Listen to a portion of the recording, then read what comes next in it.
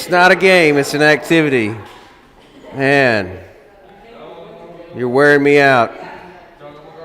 Okay.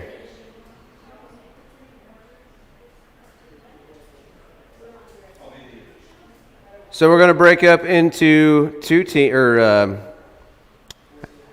four teams. 4 and 4.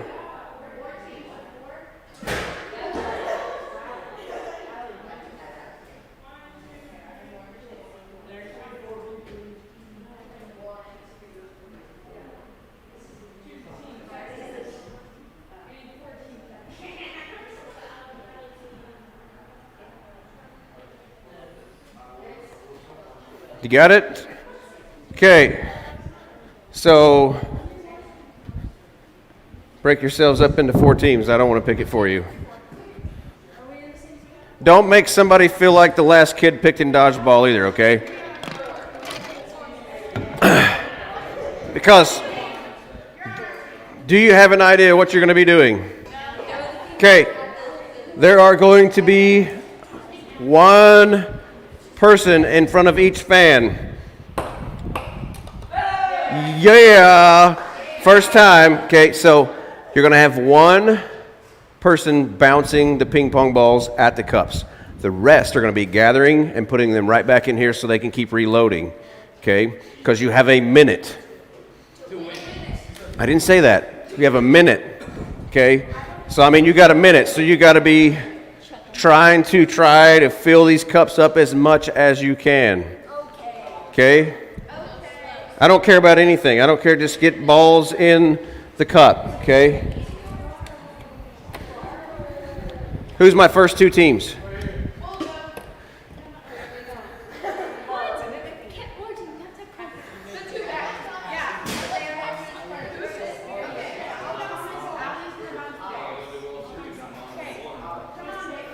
Who's my shooters? You're a shooter? You'll shoot? Who's my gatherers?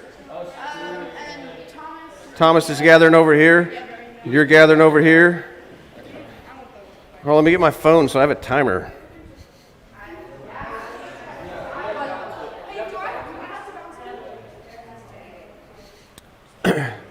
Now. Can I have a practice shot? Yeah. So, you will find in these tables there are dead spots. There will be spots where the ball will bounce great. There will be spots where the ball doesn't bounce hardly at all. You should thank me for picking this table instead of the other type because the other types have more dead spots in it. So you have got to scatter. If ping pong balls, just grab them, put them back in the deal, okay? All right. Can you handle it? Let me get my timer ready. Ready, set, go. Any in the cups yet? None yet? None yet? None yet?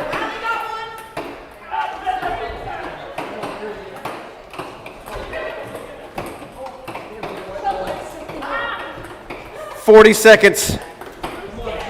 Don't tear up my fans. Actually, they're not my fans. They're the church's fan.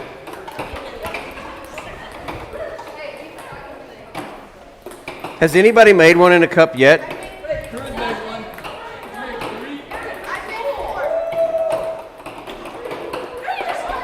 Don't hit the fan.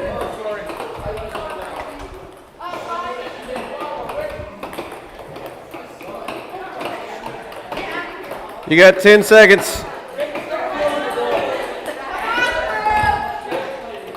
5, 4, 3, 2, 1. Stop. Oh. Hey, she made one of mine, so does that count for me? Huh? That takes one of hers away. I will take it into consideration. So what do we got here? We got 3, 6, 5 actually, if you count her. I have 5 too, then. So we tied up, except for you threw one in here. Should we go I think that should count for all. You got 5 in here, but you accidentally put one in here. I didn't know I threw one in. Oh, okay.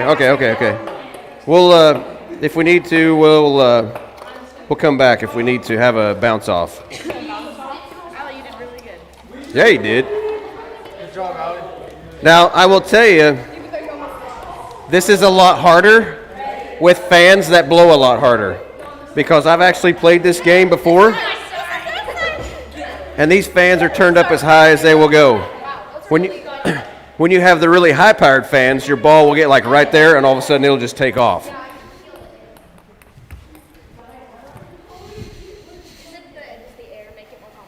The air will move the ball around, yes. It can either hurt you or help you. So your shooters? Shooters on the line. Shooter ready. Go. You guys are like the slowest bouncers in the world. Natalie is smoking you. Has nothing to do with it.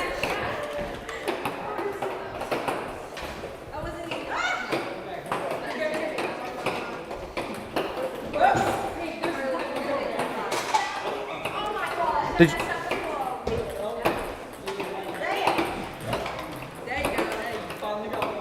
25 seconds. 20 seconds.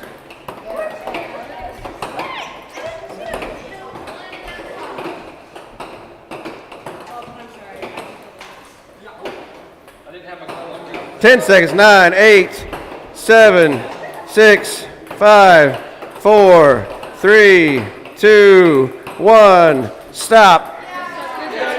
Oh, man.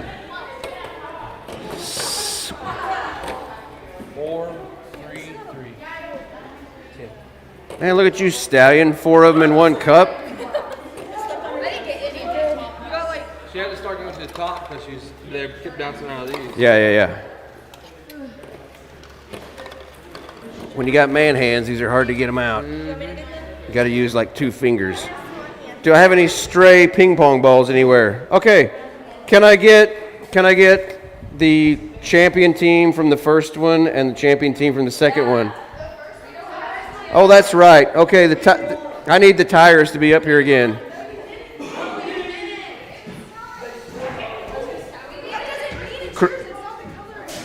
Cruz asked for a bounce off. Hey, you gotta switch up the bounce. Here, I'll move the fans farther away. Different bouncers. Okay, you got a minute. Shooters on the line. Shooter ready. Oh, you flinched. Go. Man, don't worry about it. Just wham, wham, wham, wham, wham, wham. I mean, you guys are going like really slow.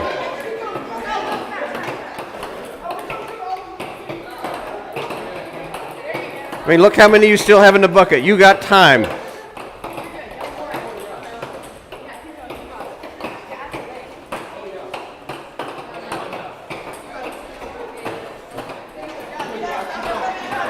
Oh, there's a stray.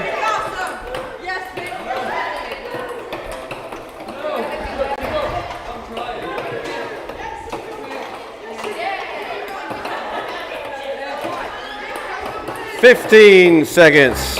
14, 13, 12, 11, 10, 9, 8, 7, 6, 5, 4, 3, 2, 1. Stop.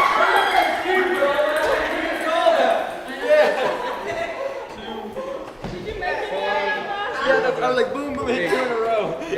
8. I hit 2 in a row right there. Dadgummit. Are you serious? Hey, first one to make it. 9. Oh, man. Death by that one. Okay, you guys stay up here. You got to play the other team.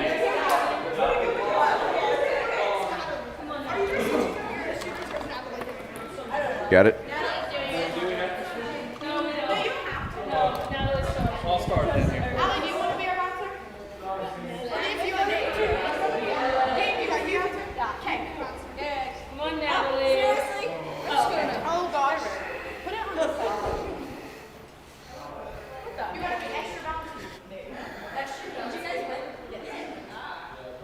Good job, guys. Got this. Shooters on the line. Shooter ready. Go. Oh, right off the bat. Oh. Now, one at a time. Gotta bounce it, can't shoot it.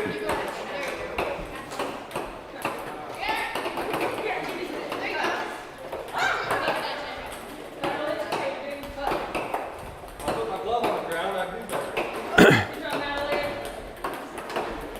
30 seconds.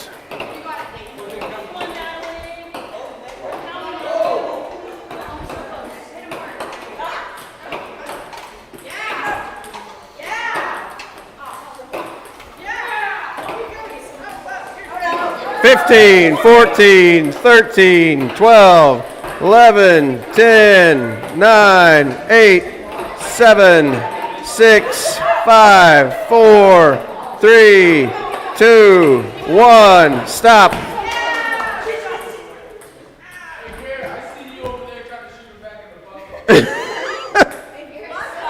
What was he like, throwing him in the bucket? No, he's bouncing and one nowhere near.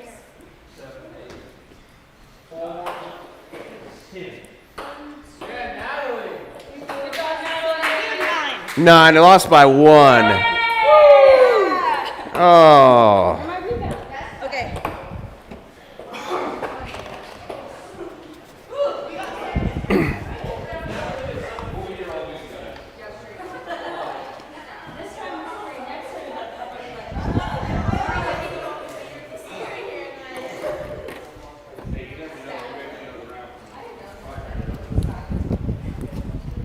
Okay, you know what you didn't do?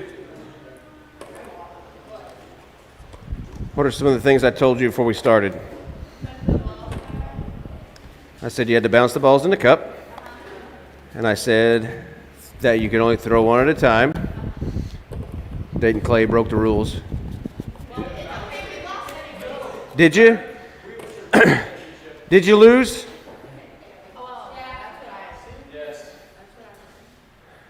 I kept score because there was one cup on each fan that was worth 100 points and the rest were just worth 2. So you want to know? You want to know who? Why do you want to know? Because you're curious?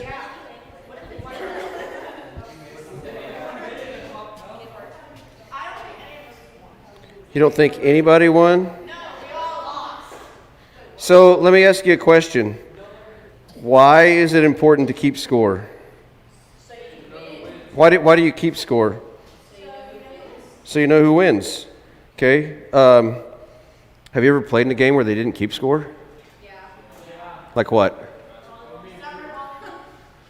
Summer ball? Well, yeah, like I've never seen anybody mess the scoreboard up more than summer leagues because there's some booger-eating high school kid that ain't paying attention. If you've been that booger-eating high school kid, you know what I'm talking about. Okay? And if you're not a booger-eating high school kid, I'm sorry, I didn't mean to hurt your feelings. Or did I? But anyway, I don't have anybody. My wife's not here to run the live stream, so I'm making sure it's still working. What I want to ask you is, because Facebook is not, and I don't care, how important is it for you to know that you're winning? How harder would you play your basketball game or your volleyball game or your softball game or whatever it is you're involved in if they just had the scoreboard covered up and you didn't know if you were winning or losing? Huh? You got to go harder and harder and harder. Because you want to know on the inside if you're winning. It's in here you want to know. Maybe sometimes in here you want to know if you're winning. Does it drive your anxiety nuts to know if you're winning or not? Okay. What are things that you're trying to win at in life? Like outside of a ball life period. I mean, outside of a ball game, what are you trying to win?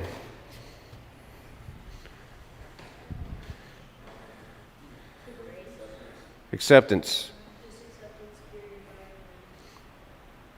I see it every day. I see it every day. All I got to do is click. And I see people trying to find acceptance in themselves. Because how devastating is it if you're not accepted, if you don't get all those shares, all those likes? Because like the deal on Instagram, it's cool, I guess, to share other people's stuff. Because, I mean, I've got a friend of mine, his daughter makes a living sharing stuff on Instagram. She makes a living. She makes $2,000 some a month because she has built up enough fan base to be able to do that. How exhausted are you just keeping up with it now?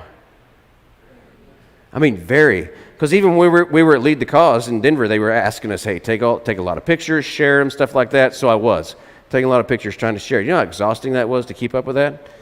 Yeah. Do you know how exhausting it is to keep up with a youth Facebook page, a youth YouTube channel, an Instagram page, Snapchat, everything else under the sun? It gets exhausting to be reposting and all this stuff. And then I have to do it through Multiply Ministries, and then I have to do some stuff with Dare to Share, and it just kind of wears you out. But I think some of you are just as wore out as me because I see you reposting stuff. I just want to make sure that you're not overdoing yourself, because you ever feel like you're like mentally sucked dry because you're trying to keep up with this over and over and over again. So I was trying to, because if you saw my video I posted with the ping pong balls and the fans, you cannot imagine how my brain was overloading trying to come up. I swear, sometimes it takes a page and a half just to figure out what the title is going to be for a message. You know how exhausting that is? Because you want to have something that'll catch somebody's eye. So when you were, I remember one time I taught a class and I had extra people show up because it said this grass won't smoke. And so they thought of what? Weed. Yeah. I said something about being high, and I had people had more comments on it and likes and interest and things like that. So if you can give, for some reason, if you give it something catchy, people will look at it more. How much do you find yourself trying to make your Instagram, Facebook posts, all that stuff more catchy? Because you want people to look at it. You want people to like it. Because Laura Jean has an app that she was playing with before we got her a phone. She has a phone now. Thank you. Yeah. So she's all excited. She's on the gram. She was real excited when some of the Dare to Share crew was hitting her up on to follow her on Instagram. She was telling me, do you ever get excited about people who follow you? Yeah. I mean, it's like my wife. When we were at Sunday, we went to go eat lunch, and it's not a shocker for me, but my phone is sitting there, and it says Greg Steer across the top of it. So I'm like, hey. And she was like, look who it is. I'm like, it's Greg. I'm sorry, it's Greg. I mean, Greg, if you see this later, you're famous. But we know each other. I talked to him this morning, talked to him last night, because I went to the Billy Graham thing last night, met with them, and they were like, Mel, you're going to struggle a little bit at the crusade deal, helping lead people to Christ with our little pamphlet we have. And it's a good pamphlet, but it's kind of dark in there. And they said, we wish we had a fix for that. And I go, I do. And they said, what's that? And I said, Life in 6 Words app, right here. Goes right through it, just like you all do. And so I met with them a little while last night and went through it with them. But anyway, we get excited sometimes when certain people like our stuff more than the average Joe Blow or whatever. But Laura Jean had this app. What is it, the one where you get to build a house? You're putting furniture in it and all this stuff. It was on your mom's phone. It may have been your mother's app for all I know. Some kind of home deal where you get to design your own house. You get to put furniture in it. Has anybody ever played anything like that before where you get to build it and design it? You know, there's certain apps out there where you get to farm. There's some where you get to, you know, or you get more. I've got one game called Balls. Keep it clean.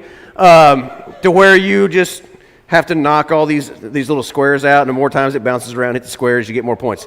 And because you get more balls every time you knock some blocks out. And so I had some friends that were playing it one time, and I'm looking at it, and I'm going, that's what you guys been doing over here for 25 minutes, is playing a game called Balls? I'm going, what do you do with it? And they're like, yeah, you just pull it off to the side, and it bounces around, and every time you knock a certain set of blocks out before these move down, you get another ball.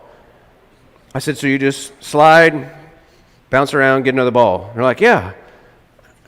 I said, I'm going to download that. So, I mean, I don't normally, because I'm pastor, I usually read my Bible on my phone and all that stuff. I'm just kidding. So I'm doing it, and I'm up to like 100 and some balls that I've got, and then I got all the way up to like 800 some, and then I look up and I'm sitting there and I've been playing it for like 45 minutes. And it's freaking addictive, okay?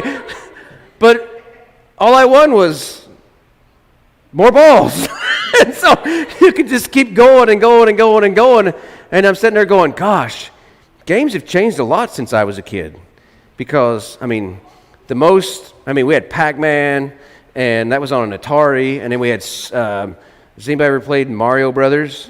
Okay, that was cool when I was a kid, because you had King Louie. Yeah, you had Luigi, King Louie, all these different bad guys you had to kill, Princess Zelda, or whatever her name is. Yeah, and it's because Joe was trying to pick out some games for his Nintendo Switch.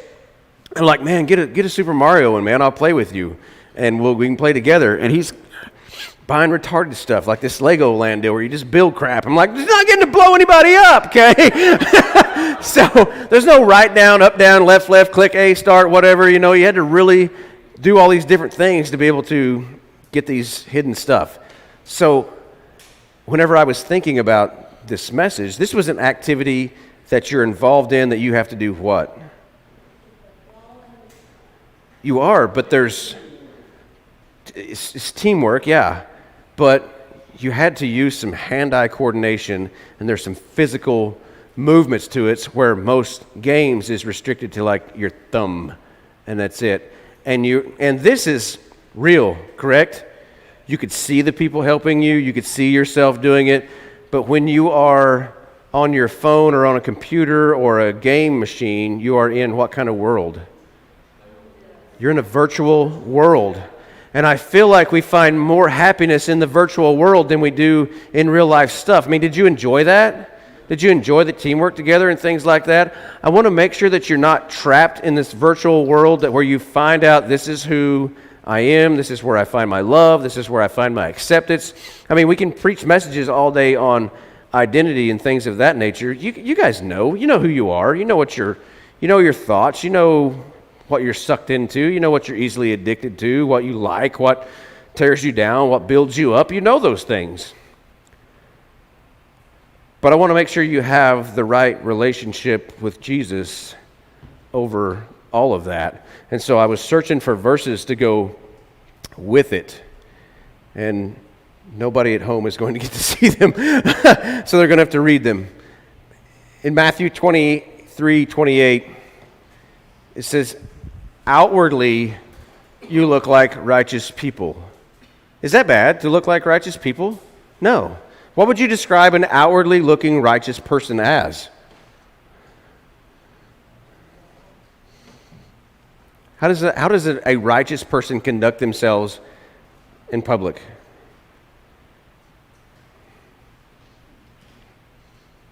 And don't make them seem like they're just perfect.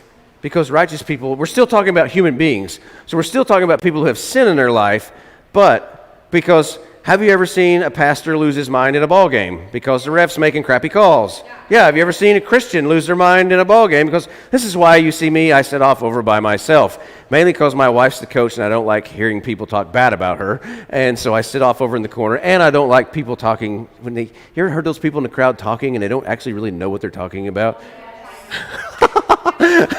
Because I've been around the game of volleyball for over 20 plus years. Do you think I know a little bit about it? I'm still undefeated. I love rubbing it in my wife's face. I'm a coach. I've coached twice and I won every time.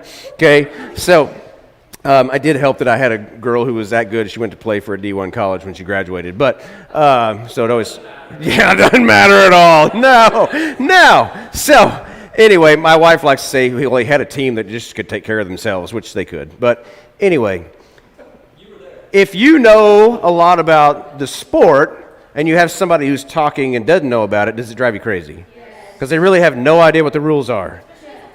I mean, I wouldn't even want to be a summer ball coach because that crap changes every year. It feels like. Okay, I coached it I coached Joe's team 3 years, Laura Jean's team for like the 3 years you did play or 2 years you played or whatever. And the next year there was something different because somebody got mad and didn't like it.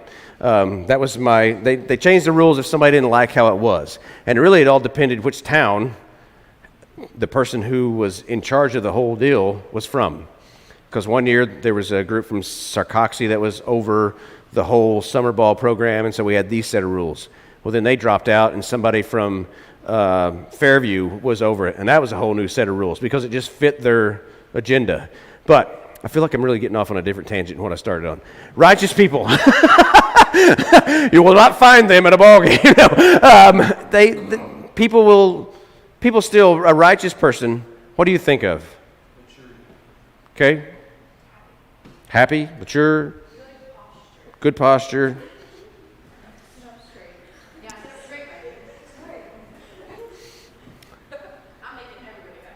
Yeah, now everybody's setting up. I want to be righteous. Quick, check me and see if I have scoliosis. They still do that in school because we had to go stand in a line and they would check you for scoliosis when we were kids. Yeah. I don't know. Again, I feel like I'm getting off on something different. Okay, so aardvark, yes. So you generally think of righteous people as being good, right? And there's nothing wrong with that. That's fine. But what's it say about them? On the outside. Now, if we read the rest of the verse, inwardly your hearts are filled with hypocrisy and lawlessness. How pretty is that? So how do you feel when you see someone post something on the gram or the F-book or Tiki-Taki and Snap of the Chat, and they're pretending to be perfect on there, but you really know how they are? You're sitting in a whole room full of them, sweetheart. I'm a hypocrite. Y'all are hypocrites. Heaven is full of people who have died and went to heaven that are hypocrites. But there are some that let it show a little more than others, right? Yeah. Because how would it be for me to get up here and tell you, you shouldn't drink alcohol, you shouldn't smoke weed, you shouldn't cuss, you shouldn't I shouldn't have a lot of girlfriends outside of my wife or whatever, and then the next thing you know, you see me out with a girl smoking weed, drinking beer, and cussing a lot. It's a bad deal. But trust me, there's been pastors who've preached a message, you're looking at one, and told you what you shouldn't do, and then 5 minutes later I get home and I do exactly what I told you shouldn't do. Because I'm like, and my wife's really good about, you should need to go back and watch what you just preached tonight. But anyway, that happens every now and then. But can we get sucked into a virtual lifestyle instead of reality? So when we get sucked into a virtual lifestyle, who's talking to you more? This is the whole reason I'm even bringing this up. Who is whispering who you are more because you're living in a world that's fake? I saw a sign today. I don't know which one of you posted it on the gram or the F-book or whatever. Somebody posted a picture that said, you can't follow the road of the world or the road with God because they're going two different directions. You're on one or the other. Because when I was driving in the nasty roads of Denver or Colorado, period, they're the roughest roads in the world, or the time I almost wiped out in Kansas City. Those terrible tires on the van. I thought we were all going to die. But anyway, there's off-ramps, there's different ramps. You've got to make a choice. I either stay on the road I'm on, or I get off on this off-ramp or get on this on-ramp or whatever it is. You agree? If you've got your foot in the gas pedal, which right now you're going through life, is your foot on the gas pedal of life? It is. And it is set at the floor. And it never breaks. It never stops. Does life keep going? Yes. Okay, so people live in a virtual world. I literally have no points whatsoever. I'm making them as I go along. Just Luke 1:53, he has filled the hungry with good things and sent the rich away with empty hands. Now, when I'm talking about hungry, I'm not talking about needing some Taco Bell. What do you think Luke's talking about when Jesus says this? Luke says he has filled the hungry with good things and he has sent the rich away with empty hands. But what are they hungry for? You can have all the money in the world, well, the mean riches, I can grab the likes. I can grab the hearts. I can grab as many friends. I can pile my friends list up. Facebook has told me I've got so many until I have to create a public figure page. I don't want to get to that point to where because it makes you look cocky. If you have public figure page, just no. Because my friend John Burdett said the other day, he's like, I've got to make another page because Facebook has told me I have too many friends. I have to make a public figure page. And it almost makes you sound like you're a celebrity. Okay, I'm not a celebrity. I just accept too many people as friends. There's some apps that I need to, because I'm living too much in a virtual world. I can get sucked into whether I'm accepted here or there. I was talking to Greg Monday, and I said, hey, I got this really cool experience with the Billy Graham Foundation. How do I tell people about that without sounding like I'm bragging? Because I was excited about it, and I wanted to tell some people, but I knew that some of the people I told would be like, woo. So I just keep my mouth shut and go do what I did last night, because the acceptance that you get on the virtual world is different than the acceptance you get in the real life personal world. All your friends will like your stuff, but I feel like I have some followers that are on there just to criticize me. I know I do. I have some that are on there just so they can talk about me and poke me and all that stuff. You know what? I just keep trying to put the same, other than the guy that put a sign on my tree yesterday, made me really mad. I pull up, I'm driving down the road, and I look up in my own field, and somebody has nailed, we'll buy your trees signs in my field. And I thought, I don't want your cluttered crap in my trees, because it's this big old sign. It was this big and that tall. And I literally had to stand on the top of my truck and get a crowbar and smack into it to pull it down. It was that high up. And I thought, how in the world did you even get up there? Okay? I mean, I'm going, this is on my side of the fence. So I got a little angry. And then I thought about it today, and I thought, I need to delete that. That's hate. So I deleted it. It just made me feel good at the time. I was going to put my word out there. Keyboard warrior. They advertise. And they were using my field as a billboard. And it made me angry. And then I had a bunch of other angry people got on there with me. And I thought, I am breeding the wrong kind of conversation that I need to be. So I went to this morning, I went, delete. I get sucked into it. Have you even ever got caught up in a conversation that was no bueno? It was bad.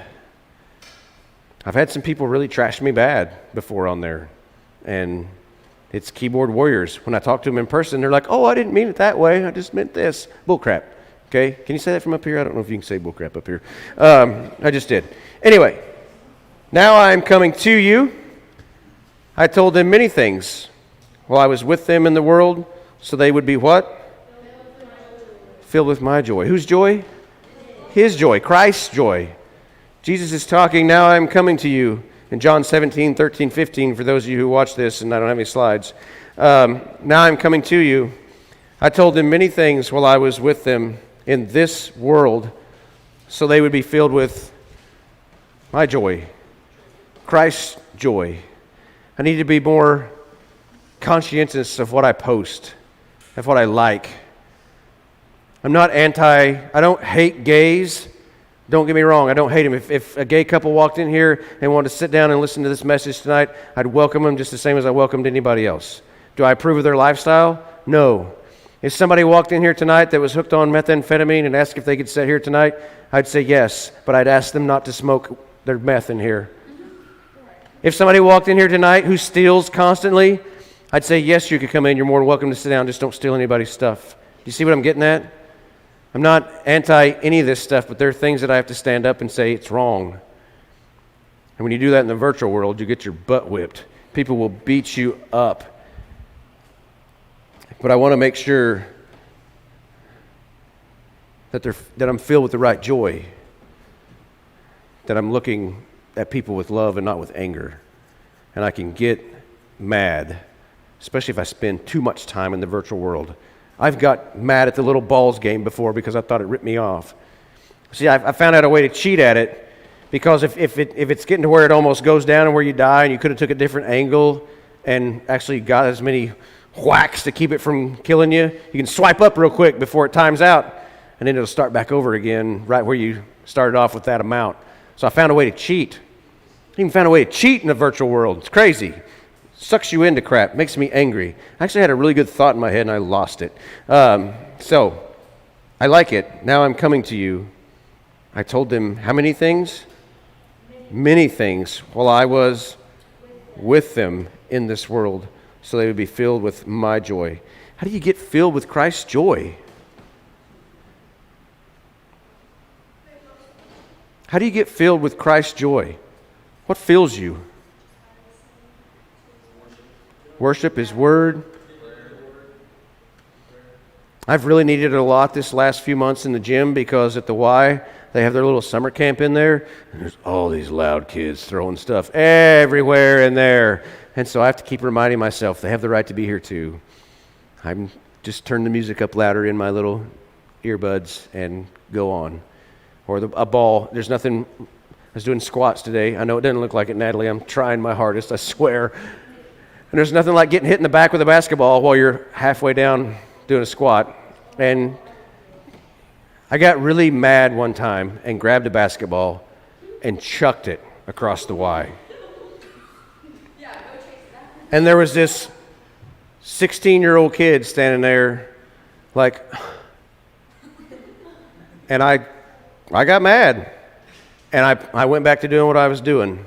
And then I saw him a couple years later in the Y, and I was talking to him, and I said, hey, I want to apologize to you for something I did a couple years ago. And I said, I don't know if you remember or not, but I was working out and a basketball hit me and I just chucked that thing. And I didn't think he'd remember it. He goes, yeah, I thought you were he said a bad word.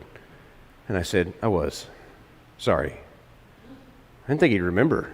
But that was his first time he'd ever met me. So where was his picture of who I was?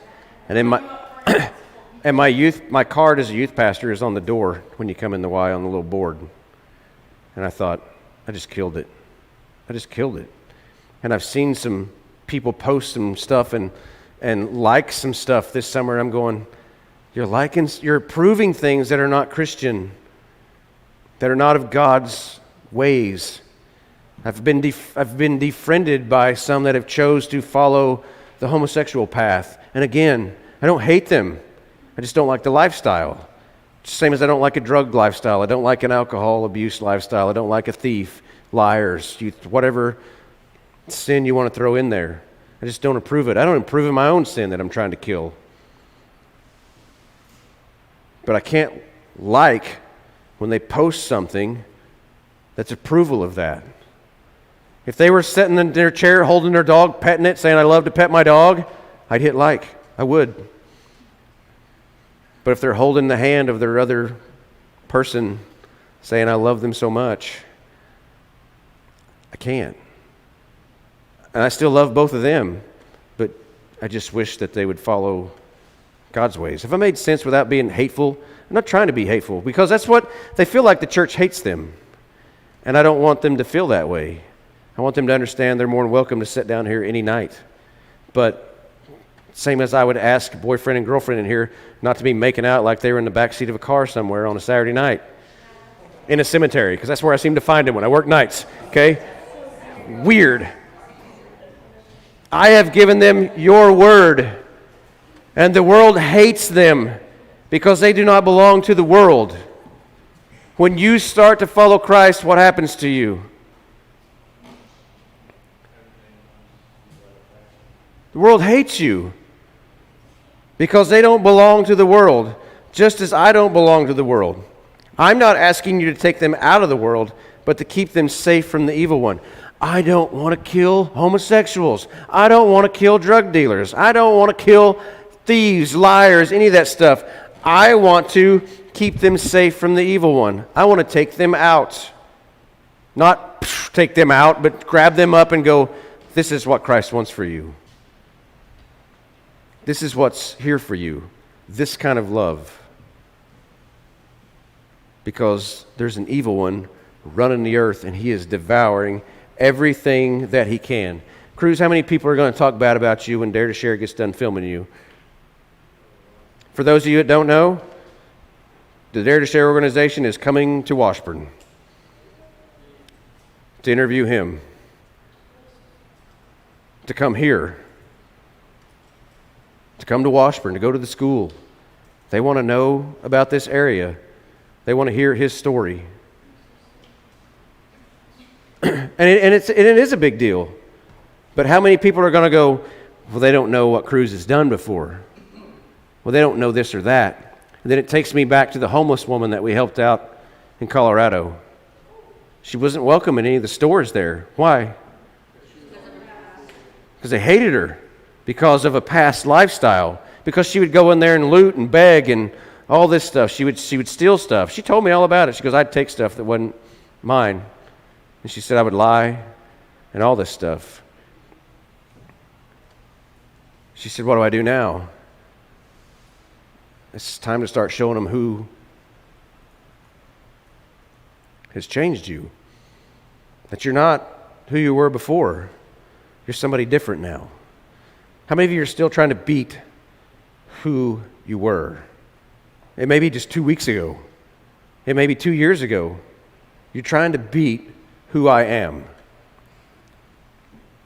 My people I work with I've finally gotten to the point where they know what I don't approve of. They know that I don't cuss.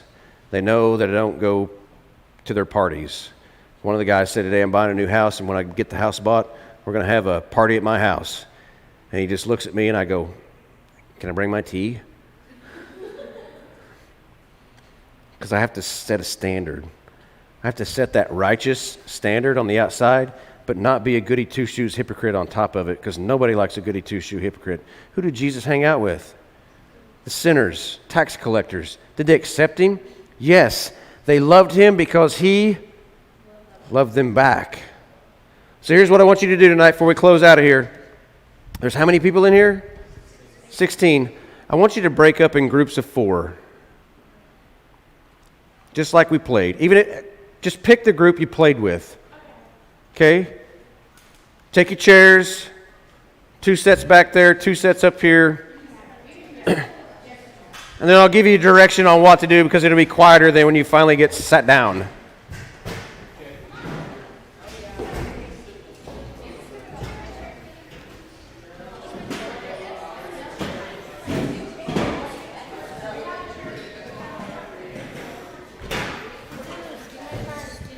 Here's what I want you to do when you get finally sit down.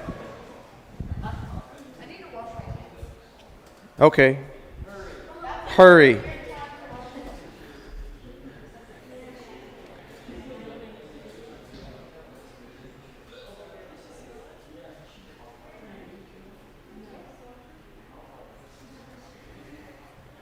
Are you guys good? As soon as Carmen gets back from washing her hands, here's what I want you to do. You can explain to her when she gets back because I don't want to run out of time because I got bus riders. I want you to discuss with the people in your group what you struggle with virtually. I want you to discuss with your group what you struggle with in reality. Just one thing. And say, will you pray for me? Can you do that? I'll give you, I'll let you guys just do that in your group. If you're watching at home, watching this later, this is what I want you to do. But we're going to check out right now. Bye.